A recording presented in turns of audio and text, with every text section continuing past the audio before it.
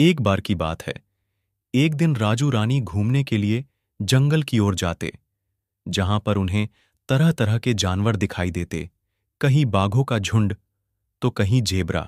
ये सब देख के राजू रानी से बोलता, रानी, मुझे यकीन नहीं हो रहा। मैं बाघ को सामने से देख पा रहा हूँ। हाँ राजू, मुझे भी यकीन नहीं हो रहा। मुझे तो ये एक सपना सा लग रहा है कि मैं बाघ को इतने सामने से देख रही हूँ, लेकिन मन में डर भी है राजू की कहीं कोई जानवर हम पर हमला किया तो फिर हम क्या करेंगे, कैसे खुद को बचाएंगे। कुछ नहीं होगा रानी, चलो ना और आगे जाते हैं। हमें आगे और भी जानवर देखने को मिल सकते हैं, और वैसे भी इतने दिन बाद हम लोग को घूमने का मौका मिला है। इतना बोलकर ये दोनों आगे घने जंगल की तरफ जाने लगते हैं, जहां उसे और कई तरह के जानवर देखने को मिलते हैं। फिर जैसे ही ये लोग कुछ दूर जाते, उन्हें वहां एक गैंडा दिखाई देता, जिसके बाद जैसे ही ये गैंडा इन दोनों को देखता, इनसे बोलता, रुक जाओ बच्चों, तुम दोनों कौन हो और तुम लोग इधर कहाँ जा रहे हो? हाँ गैंडा जी, मेरा नाम राजू और इसका नाम रानी है। हम लोग जंगल में जानवरों को देखने के लिए आए हैं, क्योंकि काफी समय बाद हमें घूमने का मौका मिला है। लेकिन बच्चों, तुम लोग आगे नहीं जा सकते। आगे एक हिरण है जो बहुत ही मायावी है।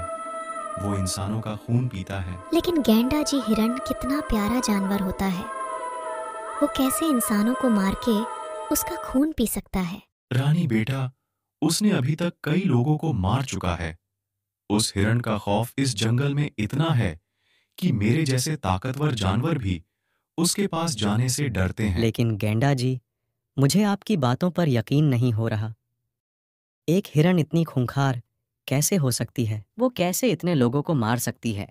इतने दिन बाद हमें घूमने का मौका मिला है, और आप उस मौके को बर्बाद करना चाहते हो। गैंडा जी, हमें जाने दीजिए, हम लोग को पूरे जंगल का शेर करना है। चलो रानी, चलते हैं। लेकिन राजू, वो हिरण की बात सच भी तो हो सकती है ना। मैं नहीं जाऊंगी, मुझे बहुत डर लग रहा है। चलो ना रानी, कुछ नहीं होगा। देखो ना, कितने सारे जानवर देखने को मिले, और वैसे भी मैं हूं ना तुम्हारे साथ। इतना बोलकर राजू रानी को अपने साथ लेकर घूमने के लिए जाने लगता। ये जैसे ही कुछ दूर जाते, उन्हें सामने एक हिरण दिखाई देता, जिसे देखने के लिए ये दोनों उसके पास जाने लगते। देखो ना रानी, ये हिरण कितना प्यारा और सुंदर है। मेरी तो नजर ही नहीं हट रही इस पर से। हाँ राजू, ये बहुत ही मनमोहक है। मैं भी मोहित हो गई इसे देख के। तभी जैसे ही हिरण की नजर इन दोनों पर जाती, ये बोलता, कुछ दिन से घास और पत्ते खा खाकर बोर हो गया था। अच्छा हुआ तुम दोनों मिल गए, आज तुम्हें ही चबा के खाऊंगा। हिरण्य की ये बात सुनकर राजू और रानी पूरा घबरा जाते और बोलते, रानी, कहीं गेंडा जी की बात सच तो नहीं? ये हिरण मायावी तो नहीं, जो इंसानों को मार के उसका खून पीता है? मैंने तुम्हें पहले ही बोला था राजू की चलो घर चलते हैं, लेकिन तुम माने ही नहीं। मुझे बहुत डर लग रहा है। उसके बाद राजू हिरण से बोलता, हम लोग को कुछ नहीं करना, हम तो सिर्फ यहाँ घूमने आए थे।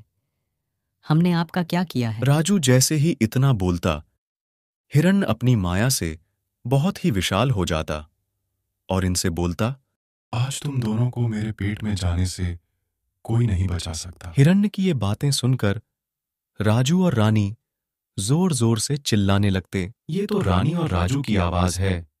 कहीं वो लोग कोई मुसीबत में तो नहीं, या फिर कहीं वो लोग हिरण के सामने तो नहीं चले गए। मुझे जल्द ही अपने साथियों को लेकर वहां जाना होगा।